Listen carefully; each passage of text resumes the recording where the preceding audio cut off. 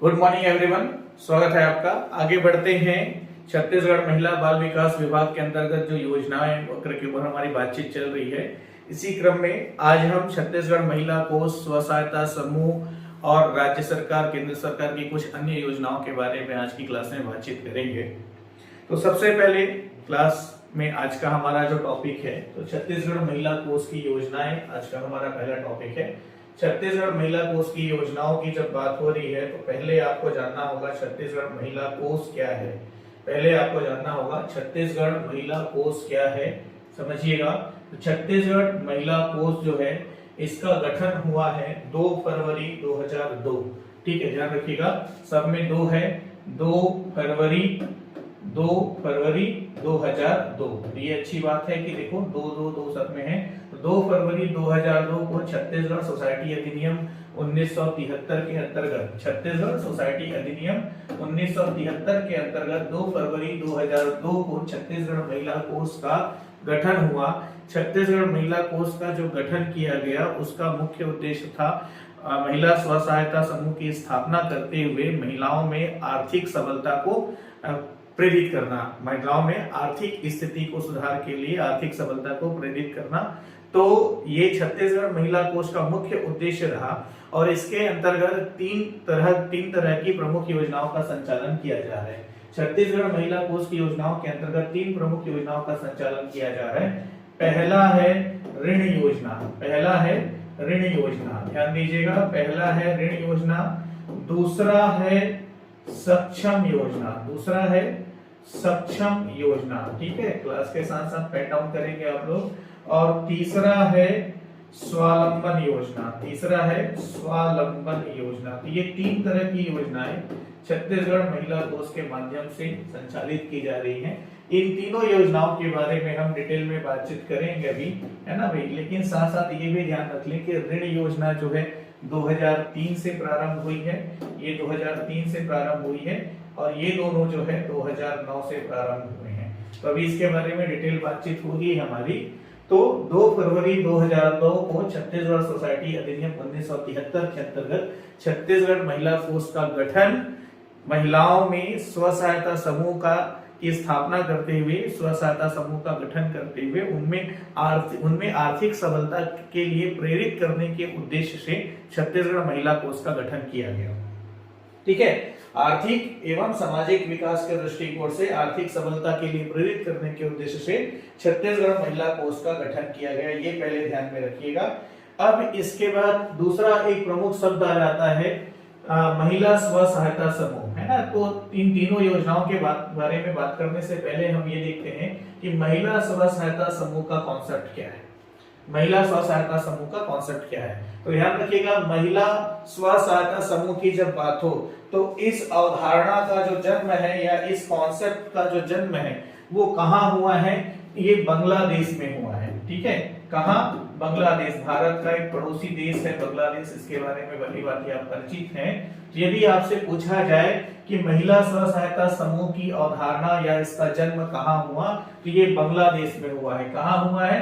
बांग्लादेश में महिला स्व सहायता समूह का जन्म या इसकी अवधारणा का विकास हुआ है।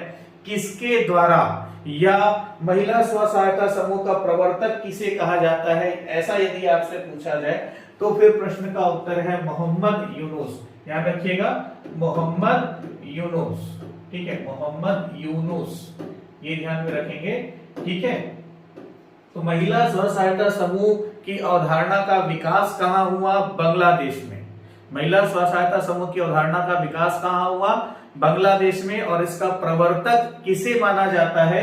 तो मोहम्मद यूनुस को माना जाता है। ठीक है, तो मोहम्मद यूनुस ने क्या किया, महिलाओं का छोटा छोटा समूह बनाकर उनको थोड़ी राशि बचत करने के लिए प्रेरित किया, ताकि वो अपने समूह में एक बैंक खाता खोल करके थोड़ी राशि जमा करें। और बांग्लादेश में यह कार्यक्रम इतना सफल हुआ कि यही आगे जाकर के बांग्लादेश में ग्रामीण बैंक के रूप में स्थापित हो गया। बांग्लादेश ग्रामीण बैंक के रूप में स्थापित हो गया। मतलब जो कार्यक्रम मोहम्मद यूनुस ने शुरू किया था ये आगे जाकर के बांग्लादेश ग्रामीण बैंक के रूप में स्थापित हो गया, काफी ज्यादा सफल हुआ। देखिए जहां पे भी हम महिलाओं के विकास की बात करें, नारी सशक्तिकरण की बात करें, तो यहाँ पर सबसे ज्यादा मतलब मेरे व्यक्तिगत दृष्टिकोण से मैं इस बात का समर्थन करता हूं कि आप यदि नारी को सशक्त करना चाहते हो तो उनको आर्थिक सबलता एवं स्वतंत्रता प्रदान कीजिए। ठीक है, उनको आर्थिक सबलता एवं स्वतंत्रता प्रदान कीजिए, आर्थिक सबलता एवं स्वतंत्रता। ठीक है, मतलब ये है कि पहली बात तो ये है कि उनको ये पूछे बिना कि आप कहां खर्च करोगे, अमाउंट आप उपलब्ध कराइए। ठीक है, या फिर स्वयं के आय स्रोत बनाने के लिए प्रेरित कीजिए। वह कई माध्यम से हो सकता है, स्वरोजगार के माध्यम से हो सकता है, छोटे से लेके बड़े बिजनेस के माध्यम से हो सकता है, जॉब अपॉर्चुनिटी के माध्यम से हो सकता है, प्राइवेट या गवर्नमेंट जॉब के माध्यम से हो सकता है। तो आर्थिक सबलता एवं स्वतंत्रता, स्वतंत्रता की बात मैंने इसलिए की कि देखो भाई काम कर रहे हैं, 10,000 रुपए की सैलरी मिल रही है, 50,000 रुपए की सैलरी मिल रही है, ये एक अलग बात है, पर क्या उस पैसे को लेकर के स्त्री पूर्ण रूप से स्वतंत्र है? तो अधिकतर मामलों में आपको देखने को ये मिलेगा कि पूर्ण रूप से स्वतंत्र नहीं है। मतलब बहुत सारे केसेस में हमने ऐसा देखा है कि वाइफ यदि गवर्नमेंट जॉब में भी है तो उसका एटीएम कार्ड, पासबुक, सारी चीजें जो है हस्बैंड के द्वारा मैनेज की जाती है, और जो लेडी जॉब कर रही है उसको खुद 5,000 रुपए की जरूरत होगी तो गवर्नमेंट सर्वेंट होने के बावजूद उसको पैसा किसी और से मांगना पड़ रहा है। ठीक है, मतलब पैसा जो है हस्बैंड से मांगना पड़ रहा है या फिर फादर से मांगना पड़ रहा है, इस टाइप की परिस्थितियां निर्मित होती है। तो यहाँ पर आर्थिक सबल आप हो गए कि आपने एक सोर्स ऑफ इनकम जनरेट कर लिया, लेकिन आपका स्वतंत्र होना भी आवश्यक है ताकि अपने हिसाब से, अपने विचारों से, अपने मुताबिक उस पैसे को आप बिना किसी शर्त के खर्च कर सकें जहां पर आपको सही लगता है। ठीक है, पर होता क्या है, हमारे सामाजिक परिवेश में लड़कियां जो है, महिलाएं जो है, उनको शुरू से ही, बचपन से ही डिपेंडेंसी की आदत के रूप में ढाला जाता है। हमेशा हर चीज के लिए डिपेंडेंट बनाया जाता है, उनको महसूस कराया जाता है कि आपको यहाँ से वहां भी जाना है तो आप अकेले नहीं जा सकते, आपको या तो आपके फादर लेके जाएंगे, भाई लेके जाएंगे, या कोई भी फैमिली मेंबर लेके जाएगा। ठीक है, तो इस तरह की 2-3 कारण है इसके पीछे। इसके पीछे मुख्य रूप से उसकी सुरक्षा करना ही मुख्य उद्देश्य है कि पारिवारिक दृष्टिकोण से इस तरह से निर्भरता रखी जाती है। लेकिन अति सर्वत्र वर्जित वाली भी बात है। बहुत बार ऐसा होता है कि स्वयं के निर्णय जब लेने की बात आती है तो सक्षम होने के बावजूद इतनी हिम्मत हम नहीं जुटा पाते हैं। खैर, ये सारी बातें हुई। तो आर्थिक रूप से, मतलब महिला सशक्तिकरण का मुख्य हिस्सा जो हो सकता है वो उनका आर्थिक रूप से सशक्तिकरण होना चाहिए, और उसके बाद शैक्षणिक होना चाहिए, या शैक्षणिक पहले होना चाहिए फिर आर्थिक होना चाहिए। तो निश्चित तौर पर बात यहाँ पर ऐसा नहीं है, बहुत सारी महिलाएं ऐसी भी हैं जो हाईली ग्रेजुएट हैं, हाईली डिग्री उन्होंने लिया हुआ है, पीएचडी किया हुआ है, पोस्ट ग्रेजुएट किया हुआ है, उसके बावजूद उस जो नॉलेज उन्होंने गेन किया, वो जो स्किल्स उनके पास है, उसको वो या तो यूटिलाइज नहीं कर पा रही हैं, या तो उनको यूटिलाइज करने नहीं दिया जा रहा है कि नहीं आप जॉब नहीं कर सकते, या आप ये देखो मैं तो कमा रहा हूं, तुमको कमाने की क्या जरूरत है। इस तरह की दुनिया भर के कॉन्सेप्ट होते हैं। तो मुख्य रूप से इन सभी माध्यमों से नियंत्रित करने का प्रयास किया जाता है महिलाओं को। कहीं पर प्यार से नियंत्रित किया जाता है तो कहीं पर बलपूर्वक नियंत्रित किया जाता है। तो ये दोनों अलग अलग तरीके होते हैं। तो खैर, ये एक सामाजिक दृष्टिकोण है, पूर्ण रूप से न समाप्त किया जा सकता, न बदला जा सकता। हर चीज आपसे शुरू होके आप पे ही खत्म होती है। तो यहाँ पर महिला सशक्तिकरण का एक प्रमुख हिस्सा जो है आर्थिक सबलता है, और आर्थिक सबलता एवं आर्थिक स्वतंत्रता उनको प्रदान किया जाना चाहिए। ये मेरा व्यक्तिगत तर्क है, व्यक्तिगत समर्थन है इस मामले में। तो चलिए हम टॉपिक में आगे बढ़ते हैं। तो मोहम्मद यूनुस के प्रयासों से, मोहम्मद यूनुस को महिला स्व सहायता समूह का जन्मदाता एवं प्रवर्तक के रूप में जाना जाता है। बांग्लादेश में ये प्रारंभ हुआ और इसी के माध्यम से फिर बांग्लादेश ग्रामीण बैंक स्थापित हुआ। तो इसकी सफलता से विश्व के कई देश प्रेरित हुए और उन्होंने भी अपने यहाँ पर महिला स्व सहायता समूह का कॉन्सेप्ट जो है अपनाया। मोहम्मद यूनुस को उसके इस कार्य के लिए, ये भी ध्यान रखिएगा, मोहम्मद यूनुस को उसके इस कार्य के लिए 2006 का नोबेल पुरस्कार भी दिया गया है। मोहम्मद यूनुस को उनके इस कार्य के लिए 2006 में नोबेल पुरस्कार भी प्रदान किया गया है। ठीक है, कौन सा नोबेल पुरस्कार? तो शांति का नोबेल पुरस्कार। ये भी ध्यान रखिएगा, 2006 का शांति का नोबेल पुरस्कार मोहम्मद यूनुस को महिला स्व सहायता समूह के कारण ही प्रदान किया गया है। ठीक है, तो ये कुछ सामान्य बातचीत हुई। अब देखिएगा महिला स्व सहायता समूह क्या है। तो यहाँ पर सभी ग्रामीण या शहरी क्षेत्रों में कुछ महिलाओं का, मतलब जिसमें 10 से 20 महिला लगभग हो सकती हैं। ठीक है, तो 10 से 20 महिलाओं का छोटा छोटा समूह बनाया गया। इसके लिए मुख्य रूप से आंगनबाड़ी कार्यकर्ता लोगों को उनको कहा गया कि आप अपने अपने क्षेत्र में छोटे छोटे महिला स्व सहायता समूह का गठन करवाइए। ठीक है, धीरे धीरे बात आगे बढ़ती गई, तो देखते रहिएगा। पहले तो ये छोटा छोटा समूह हो गया, फिर उन महिलाओं को कहा गया कि आप एक निश्चित राशि तय कर लें कि हर महीने 100 रुपए, 20 रुपए, 200 रुपए, 500 रुपए इस समूह में इकट्ठा करें। फिर उस समूह का एक बैंक खाता खोला गया बैंक में। ठीक है, उस बैंक खाते में उस राशि को जमा किया जाने लगा, जो राशि वो महिलाएं हर महीने बचत के रूप में जमा करती थी। समूह का एक अध्यक्ष और एक सचिव, कोषाध्यक्ष वगैरह बना दिया गया।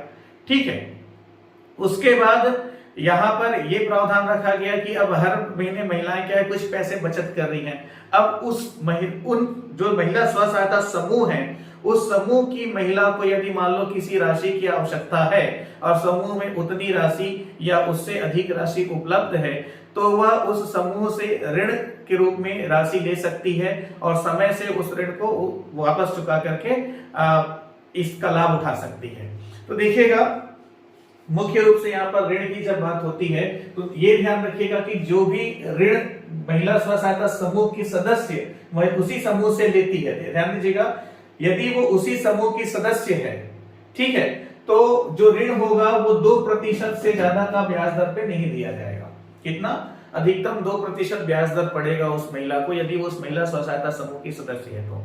और यदि कोई किसी व्यक्ति या किसी अन्य महिला को समूह, वो जो समूह है ऋण उपलब्ध कराता है, तो फिर 3% या स्व सहायता समूह जो ब्याज दर निर्धारित करेगी उस ब्याज दर से वो राशि दे सकती है। तो इस तरह से क्या होगा, मतलब यदि स्व सहायता समूह किसी बाहरी व्यक्ति को ब्याज पे राशि उपलब्ध कराता है तो ब्याज जो है मुनाफे के रूप में आएगा। यही मुनाफा आगे जाकर के आपस में जो सदस्य हैं उनको लाभान्वित करेगा, उन पर बटेगा। तो इस तरह से प्रयास किए गए। अब इसका जो मुख्य बात थी वो ये थी कि महिलाएं थोड़ा थोड़ा पैसा बचत करें, महिलाएं थोड़ा थोड़ा पैसा बचत करें। ठीक है, जब भी किसी सदस्य को आवश्यकता है तो स्व सहायता समूह से वो राशि आसानी से उठा सकती है, फिर समय से के साथ उसको वापस भी कर सकती है। तो इस तरह की, अब जैसे मान लो किसी महिला सदस्य को या किसी महिला को 10,000 रुपए की एकाएक जरूरत पड़ गई, तो 10,000 रुपए के लिए बैंक का लोन लेने का तो वो चक्कर काट नहीं सकती, नहीं उसके पास इतना समय है। ठीक है, मान लो उसको अपना खुद का दुकान ही खोलना है, गुमटी खोलना है, ठीक है, कोई बिजनेस शुरू करना है, तो अब स्व सहायता समूह की यदि वो सदस्य है तो यहाँ से उसने पैसा उठा लिया, अपना व्यापार प्रारंभ किया, काम प्रारंभ किया और लाभ लेते हुए धीरे धीरे वो ऋण चुका दिया। ठीक है, तो निश्चित तौर पे ये एक बहुत ही सकारात्मक पहल रही। फिर बाद में इस स्व सहायता समूह को सरकार ने और पोषित करना प्रारंभ किया। कैसे पोषित प्रारंभ किया कि स्व सहायता समूह जैसे उसका गठन हो जाता है, उसको 6 माह कार्य करते पूरा हो जाता है, तो एक ऋण की राशि उपलब्ध करा दी है अलग से, गवर्नमेंट ने और पैसा अपने तरफ से दे दिया। ठीक है, यदि उसको 1 साल हो गया तो गवर्नमेंट ने उसको और पैसा दे दिया स्व सहायता समूह को, ताकि भाई उस समूह के पास जो पैसा है उसका वे उपयोग करते हुए लाभ के क्षेत्र में लाभ कमा सकते, आर्थिक रूप से बेनिफिट ले सके। ये प्लानिंग रही स्व सहायता समूह का। उसके बाद फिर इसको और विस्तारित करते हुए क्या किया गया कि जितने भी आपके कार्यक्रम वगैरह हैं, जैसे आपका आंगनबाड़ी में रेडी टू ईट अवेलेबल कराना, आंगनबाड़ी में 3 से 6 वर्ष के बच्चों को गर्म खाने के लिए राशन वगैरह महिला स्व सहायता समूह के माध्यम से ही उपलब्ध कराया जाता है। स्कूलों में जो मध्याह्न भोजन कार्यक्रम है उसकी भी जवाबदारी महिला स्व सहायता समूह को दे दी गई। कई जगह तो जो पीडीएस प्रणाली है ना भाई, मतलब आपका जो उचित मूल्य की दुकानें हैं उसका भी पूरा का पूरा जो कॉन्ट्रैक्ट है वो महिला स्व सहायता समूह को दिया जाने लगा है। तो निश्चित तौर पे अब मान लो किसी महिला स्व सहायता समूह को सरकार से एक स्कूल के मध्याह्न भोजन का कॉन्ट्रैक्ट मिलता है, जो राशि मिलती है, तो निश्चित तौर पे वो खाद्यान्न उपलब्ध कराएगी और चूंकि वो लोकल है तो खाद्यान्न भी ताजा उपलब्ध कराएगी, सही उपलब्ध कराएगी, उसकी रेगुलर मॉनिटरिंग भी कर सकती है। है ना भाई। तो जैसे कीड़े वगैरह के खराब खाने वगैरह जो पहले मिलने की शिकायतें आया करती थी, महिला स्व सहायता समूह में ये काम जाने के बाद ये इस तरह की शिकायतों में बहुत बड़ी मात्रा में कमी आई, करप्शन में भी बहुत बड़ी मात्रा में कमी आई। तो निश्चित तौर पर इसके काफी सकारात्मक परिणाम हुए। और कहीं ना कहीं जब प्रबंधन की बात होती है, विशेषकर वित्त प्रबंधन की जब बात होती है, तो वित्त प्रबंधन के ढेर सारे गुण एक महिला के अंदर उपस्थित रहते हैं। कई बार ऐसा होता है कि उनको भी इस बात का ज्ञान नहीं होता, ठीक है, लेकिन सभी महिलाओं में यह गुण कॉमन रूप से पाया जाता है, उनमें वित्त प्रबंधन बहुत अच्छा होता है। वो बात अलग है कि उसको यूटिलाइज कर रही है या नहीं कर रही है, पर यह स्वाभाविक गुण उनमें होता है, ठीक है। तो अब हम मेन मुद्दे की बात करें तो छत्तीसगढ़ महिला कोष की योजनाओं के अंतर्गत ऋण योजना, सक्षम योजना और स्वावलंबन योजना के ऊपर हम बात करेंगे। तो इसमें सबसे पहले देखिएगा ऋण योजना को, सबसे पहले हम बात करते हैं ऋण योजना के ऊपर। तो देखिए सबसे पहले तो आपको ये ध्यान में रखना है कि छत्तीसगढ़ महिला कोष की योजनाओं के अंतर्गत 3 तरह की योजना है, ऋण योजना, सक्षम योजना और स्वावलंबन योजना। इसके अंतर्गत ऋण योजना की पहले हम बात करें तो ऋण योजना जो है इसका संचालन प्रारंभ हुआ है 15 अगस्त 2003। डेट पहले याद रखना है, डेट क्या है, 15 अगस्त 2003, 15 अगस्त 2003 से, ठीक है। तो 15 अगस्त 2003 से ऋण योजना प्रारंभ हुई है महिला सहायता कोष के द्वारा, ठीक है। छत्तीसगढ़ महिला कोष के द्वारा ऋण योजना 15 अगस्त 2003 से प्रारंभ हुई है। इसके अंतर्गत प्रावधान क्या है ये देखिएगा, जो महिला स्व सहायता समूह है उनको, महिला स्व सहायता समूह को उनकी बचत राशि का न्यूनतम 4% से, न्यूनतम 4 से अधिकतम 10 गुना, मतलब कि जैसे कोई महिला स्व सहायता समूह है उसकी बचत राशि है 2000, उसकी बचत राशि है 2000, तो 2000 का 4 से 10 गुना, 2000 का 4 गुना हो गया 8000 और 2000 का 10 गुना हो गया 20000, ठीक है।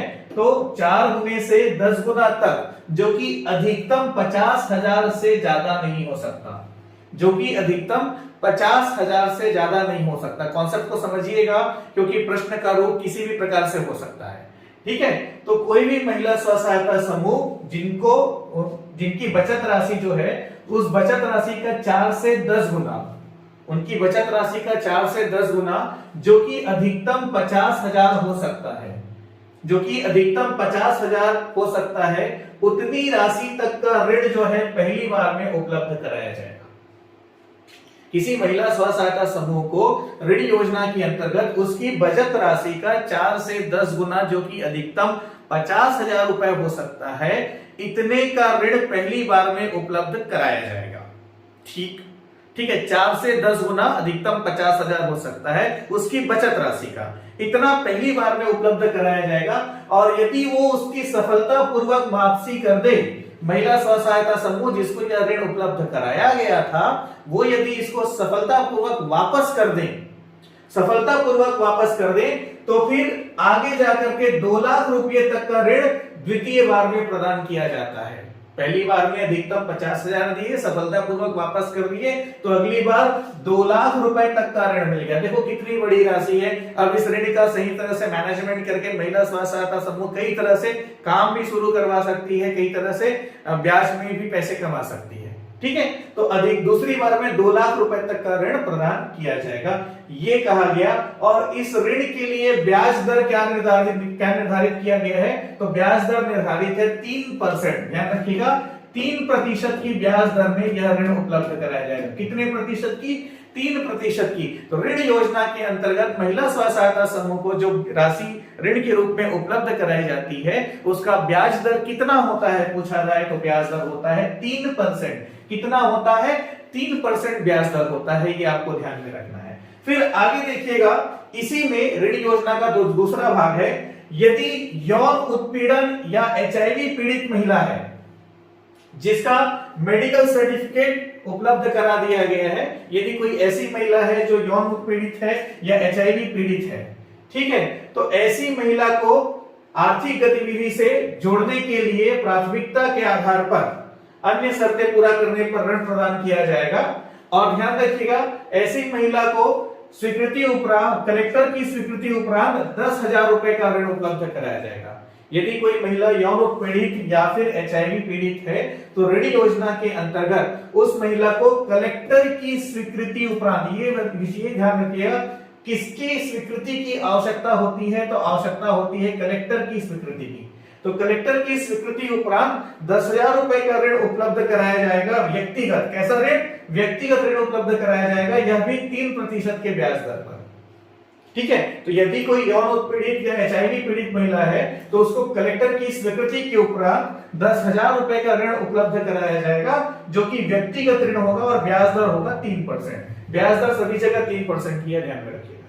ठीक है, और यदि यौन उत्पीड़ित या एचआईवी पीड़ित महिलाओं द्वारा स्वयं का स्व सहायता समूह बनाया जाता है, यौन उत्पीड़ित या एचआईवी पीड़ित महिलाओं द्वारा स्वयं का स्व सहायता समूह बनाया जाता है, तो उनको जो है 1 लाख रुपए का ऋण उपलब्ध कराया जाएगा 3% साधारण ब्याज की दर पर। दोनों बातें समझ में आ रही है? ऐसी महिला को, यौन उत्पीड़ित या एचआईवी पीड़ित महिला को व्यक्तिगत ऋण उपलब्ध कराया जाएगा अधिकतम 10,000 का 3% की ब्याज दर पर कलेक्टर की स्वीकृति से। और यदि यौन उत्पीड़ित या एचआईवी पीड़ित महिला द्वारा स्व सहायता समूह बनाया जाता है, यौन उत्पीड़ित या एचआईवी पीड़ित महिलाओं द्वारा स्व सहायता समूह बनाया जाता है, तो उनको इस योजना के अंतर्गत 1 लाख रुपए का ऋण उपलब्ध कराया जाएगा 3% वार्षिक ब्याज की दर से। ठीक है, यह ऋण भी जो है कलेक्टर की स्वीकृति उपरांत उपलब्ध कराया जाएगा, ध्यान में रखिएगा। ठीक है, कलेक्टर की स्वीकृति के उपरांत मिलेगा। अब इसी में 2017-18 में क्या किया गया, जो थर्ड जेंडर है उसको भी जोड़ दिया गया है। अभी हमने बात किया किसका? यौन उत्पीड़ित या फिर एचआईवी पीड़ित महिलाओं के स्व सहायता समूह की बात की। तो 2017-18 से थर्ड जेंडर, जो तृतीय लिंग है, उसको भी, जो ट्रांसजेंडर है, उसको भी हितग्राहियों के रूप में इस योजना में शामिल कर दिया गया है। मतलब जैसे यौन उत्पीड़ित या एचआईवी पीड़ित महिला 10,000 रुपए की राशि कलेक्टर की स्वीकृति से ऋण के रूप में ले सकती है, ठीक है, तो वैसे ही कोई थर्ड जेंडर भी इस योजना का लाभ उठा सकता है सेम टर्म्स कंडीशन पे, और थर्ड जेंडर का भी स्व सहायता समूह बनाया जा सकता है इसी आधार पर। ये दोनों बातें भी 17-18 से इसमें शामिल कर दी गई है। तो ऋण योजना के अंतर्गत आपने समझा कि सामान्य स्व सहायता समूह है तो 50,000 पहली बार में वापस कर दिए, तो दूसरी बार में 2 लाख रुपए तक। ठीक है, अन्य जैसे एचआईवी पीड़ित या फिर यौन उत्पीड़ित महिलाओं, कोई व्यक्तिगत महिला है तो 10,000, या उन महिलाओं का समूह है तो इस योजना के तहत उनको 1 लाख रुपए का ऋण 3% की ब्याज दर पर दिया जाएगा। ठीक है, ये आपने देखा। तो ये हुआ ऋण योजना। ऋण योजना के माध्यम से, या ऋण योजना का मुख्य उद्देश्य रहा महिला स्व सहायता समूह को राशि उपलब्ध कराना। ठीक है, 3% की ब्याज दर पर। अब देखिए सक्षम योजना। तो ऋण योजना प्रारंभ हुआ कब से, मैंने आपको बताया 8 अगस्त 2003 से। ऋण योजना कब से प्रारंभ हुआ है? तो 15 अगस्त 2003 से। ठीक है, ध्यान रखिएगा, ऋण योजना कब से प्रारंभ हुआ? 15 अगस्त 2003 से। ठीक है, और सक्षम योजना और स्वावलंबन योजना को वर्ष 2009-10 वर्ष की बात हो तो 2009 आंसर देंगे, एक साथ लिखा हो सत्र के रूप में तो 2009-10। ठीक है, तो सक्षम योजना और स्वावलंबन योजना को 2009-10 से शामिल किया गया है। छत्तीसगढ़ महिला कोष के अंतर्गत सक्षम योजना जो संचालित है, ये वर्ष 2009-10 से संचालित है। कब से संचालित है? वर्ष 2009-10 से संचालित है। कब से संचालित है? वर्ष 2009-10 से संचालित है, ये ध्यान में रखिएगा। तो इस योजना के अंतर्गत कौन पात्र है? तो गरीबी रेखा के अंतर्गत जीवन यापन करने वाली ऐसी महिलाएं। कैसी महिलाएं? अभी मैं आपको बता रहा हूं। ठीक है, सक्षम योजना की पात्रता किसको है? सबसे पहले समझना है, सक्षम योजना 2009-10 से प्रारंभ हुआ, पर इसकी पात्रता किसको है?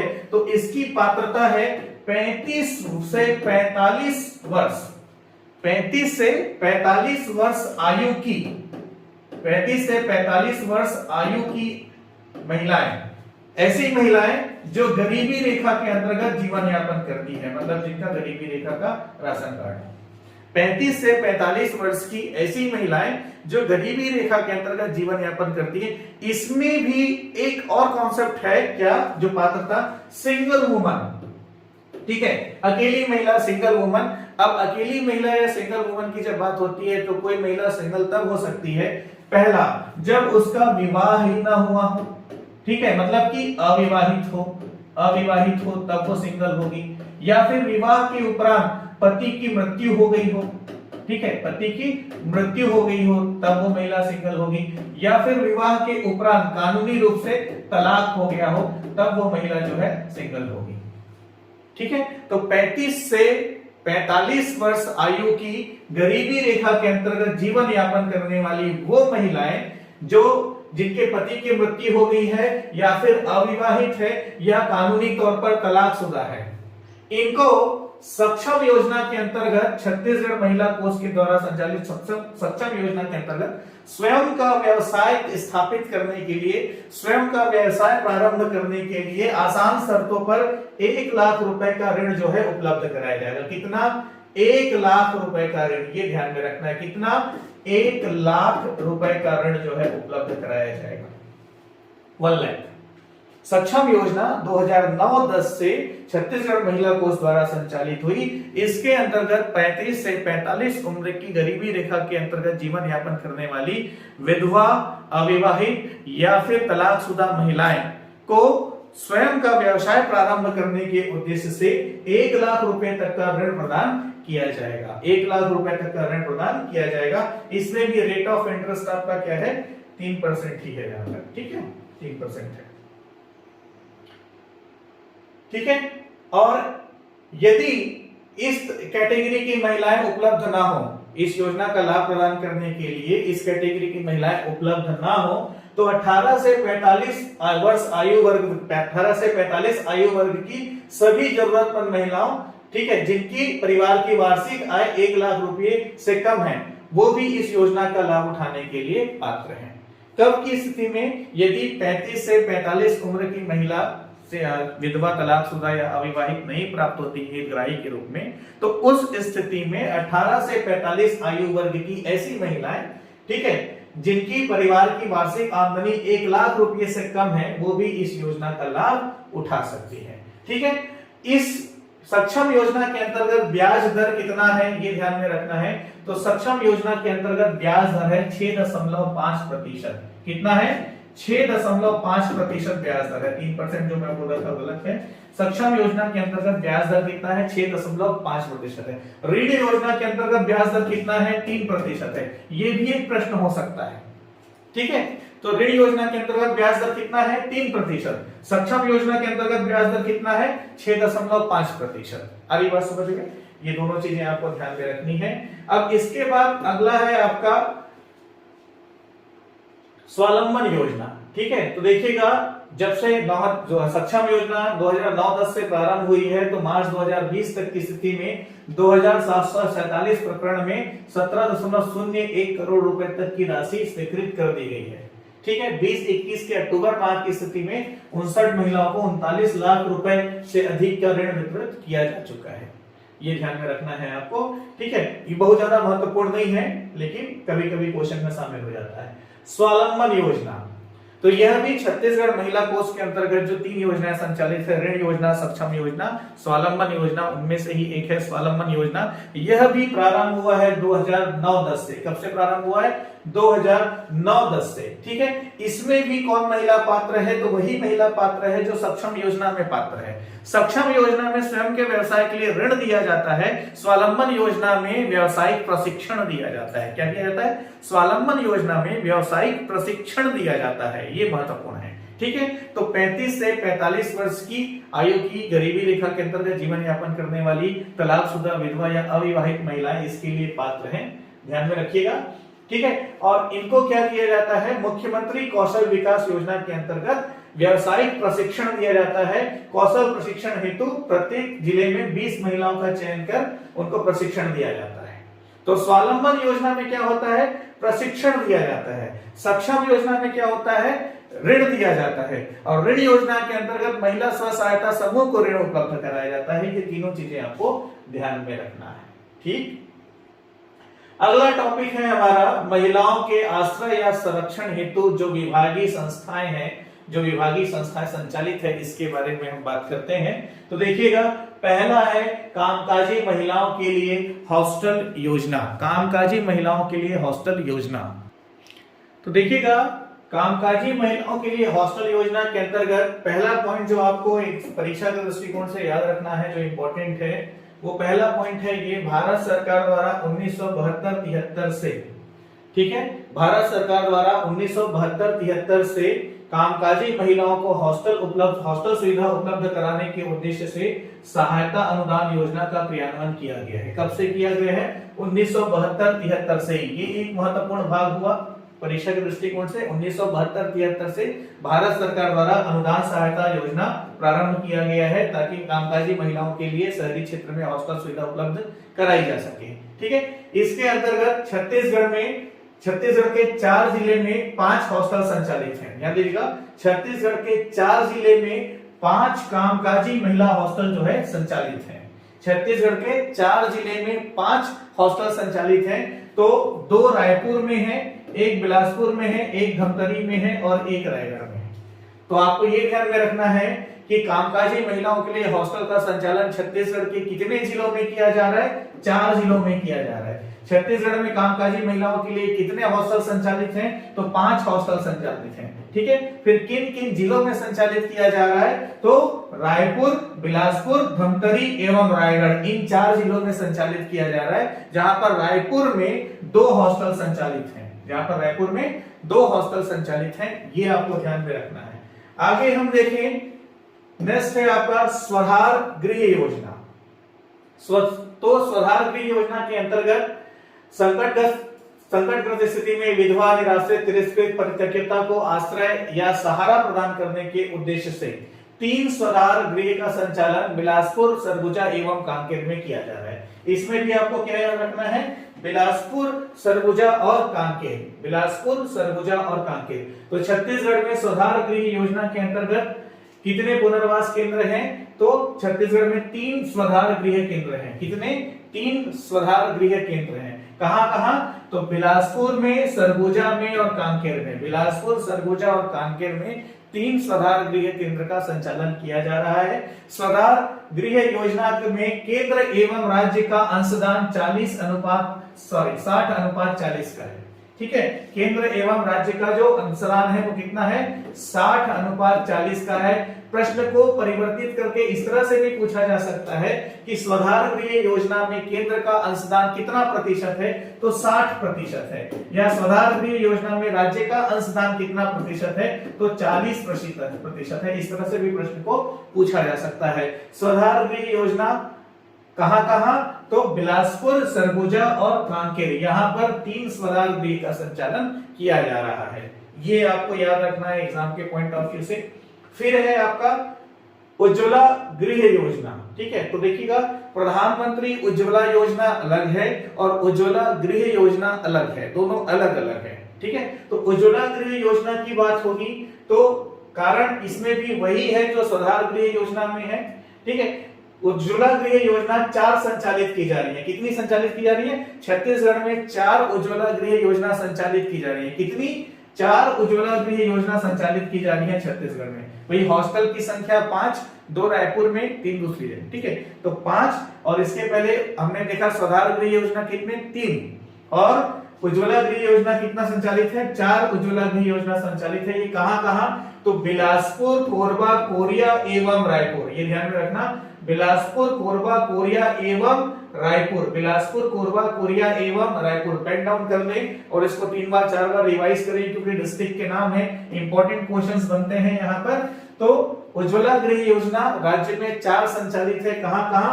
बिलासपुर, कोरबा, कोरिया और रायपुर। बिलासपुर, रायपुर, कोरबा, कोरिया, इस तरह से आप इसको ध्यान में रख सकते हैं, ठीक। फिर बात होती है प्रधानमंत्री उज्ज्वला योजना की। तो प्रधानमंत्री उज्ज्वला योजना जो है 1 मई 2016 से संचालित है। देखिएगा, प्रधानमंत्री उज्ज्वला योजना 1 मई 2016 से संचालित है। इसके अंतर्गत महिलाओं को जो एलपीजी गैस कनेक्शन है वो उपलब्ध कराया जाता है। महिलाओं को एलपीजी गैस कनेक्शन उपलब्ध कराया जाता है। तो एक कनेक्शन के लिए कुल 3200 रुपए की राशि तय है, जिसमें केंद्र सरकार द्वारा 1500, राज्य सरकार द्वारा 1500 और 200 रुपए जो है हितग्राही से लिया जाता है, ठीक है। तो आपने देखा होगा अब राज्य में क्या है, राशन कार्ड जो है वो महिलाओं के नाम पर अवेलेबल कराए जाते हैं, ठीक है। तो उसी आधार पर उज्ज्वला, प्रधानमंत्री उज्ज्वला योजना के अंतर्गत एलपीजी कनेक्शन महिलाओं के नाम पर उपलब्ध कराया जाता है, जिसमें हितग्राही का अंशदान 200 रुपए होता है और राज्य एवं केंद्र का अंशदान जो है 1500 रुपए होता है, ठीक है। जब ये योजना लागू हुई, प्रारंभ हुई, तब 5 करोड़ लक्ष्य रखा गया था, बाद में उसको बढ़ा करके 8 करोड़ लक्ष्य कर दिया गया। अभी वर्तमान में इस योजना का लक्ष्य जो है 13 करोड़ कर दिया गया है, ठीक है। तो देश भर से 13 करोड़ महिलाओं को इस योजना का लाभ मिलना है, ये वर्तमान में लक्षित है, ये ध्यान में रखना। तो 1 मई 2016 से प्रधानमंत्री उज्ज्वला योजना अलग है और उज्ज्वला गृह योजना अलग है। फिर बात करते हैं नारी निकेतन की, ठीक है। तो 16 वर्ष से अधिक आयु की अनाथ, कन्या, विधवा, निराश्रित, परित्यक्ता, अविवाहित माताओं, निरस्त्रित व अविवाहित माता या फिर तिरस्कृत बेसहारा, ठीक है, इस तरह की महिला को निःशुल्क परिपालन व पुनर्वास तथा सामाजिक एवं शैक्षणिक संरक्षण हेतु शासकीय नारी निकेतन का संचालन किया गया है। तो ये ध्यान में रखना है कि राज्य में कितने नारी निकेतन संचालित है, पहले भी मैंने आपको बताया था 3। कितने? राज्य में 3 नारी निकेतन संचालित है। कहां कहां? रायपुर, सरगुजा और दंतेवाड़ा। सदरी भाषा की बात मैंने की थी, तो रायपुर, सरगुजा और दंतेवाड़ा है ना। तो राज्य में 3 नारी निकेतन संचालित है, ये ध्यान में रखना है। और अगला है नवा बिहान योजना, ठीक है। तो नवा बिहान योजना के अंतर्गत क्या किया गया है, जो घरेलू हिंसा अधिनियम, जिसके बारे में आगे की क्लासेस में हम बात करने वाले हैं, तो घरेलू हिंसा अधिनियम 2005, घरेलू हिंसा अधिनियम 2005, ठीक है। तो घरेलू हिंसा अधिनियम, घरेलू हिंसा से महिलाओं का संरक्षण अधिनियम 2005 के क्रियान्वयन के लिए नवा बिहान योजना संचालित है। नवा बिहान योजना को संचालित करने का उद्देश्य क्या है पूछा जाए, तो उसका उद्देश्य है घरेलू हिंसा से महिलाओं के संरक्षण अधिनियम 2005 का क्रियान्वयन। घरेलू हिंसा से महिला का संरक्षण अधिनियम 2005 को क्रियान्वित करने के उद्देश्य से नवा बिहान योजना संचालित है, ठीक है। नवा बिहान योजना संचालित है, ठीक है। तो इसके अंतर्गत आवेदित पात्र 10 संस्थाओं को सेवा प्रदान करने के लिए अधिसूचित किया गया है। सिर्फ इतना ही आपको परीक्षा के दृष्टिकोण से याद रखना है, ठीक है। तो यहाँ पर राज्य एवं केंद्र की जितनी भी प्रमुख योजनाएं हैं हमारे सिलेबस में वो कंप्लीट होता है। अब अगला सेशन जो होगा वो हम अधिनियम की तरफ बात करेंगे। बाल संरक्षण अधिनियम, दहेज प्रतिशत अधिनियम, घरेलू हिंसा से महिलाओं का संरक्षण अधिनियम, ठीक है, कामकाजी क्षेत्र में महिलाओं का उत्पीड़न अधिनियम वगैरह जो है उसके ऊपर हम बात करेंगे। तो अधिनियम वगैरह कंप्लीट होने के बाद हमारा जो कोर्स है वो कंप्लीट हो जाएगा। तो wish you all the best. जितनी भी चीजें बताई जा रही है ध्यान रखिएगा, कम पढ़ें, सही चीज को पढ़ें और बेहतर तरह से पढ़ें। ये सिलेक्शन के लिए बहुत ज्यादा जरूरी होता है। आवश्यकता से अधिक पढ़ना भी कंफ्यूजन की स्थिति क्रिएट करता है। मैं आपको उतनी ही चीजें बताते जा रहा हूं, उतनी ही चीजें पॉइंट आउट करते जा रहा हूं जो परीक्षा के दृष्टिकोण से महत्वपूर्ण है। निश्चिंत रहिए, क्वेश्चंस कंटेंट से बाहर नहीं होगा। लेक्चर्स में जितनी चीजों को मैं बताते जा रहा हूं, जितनी इंपॉर्टेंट चीजों को मैं हाईलाइट करते जा रहा हूं, उतना आप तैयार करते हुए आगे बढ़िए, अपने आप आपकी तैयारी कंप्लीट हो जाएगी। Wish you all the best. अगले सेशन में हम अधिनियम के ऊपर बात करेंगे।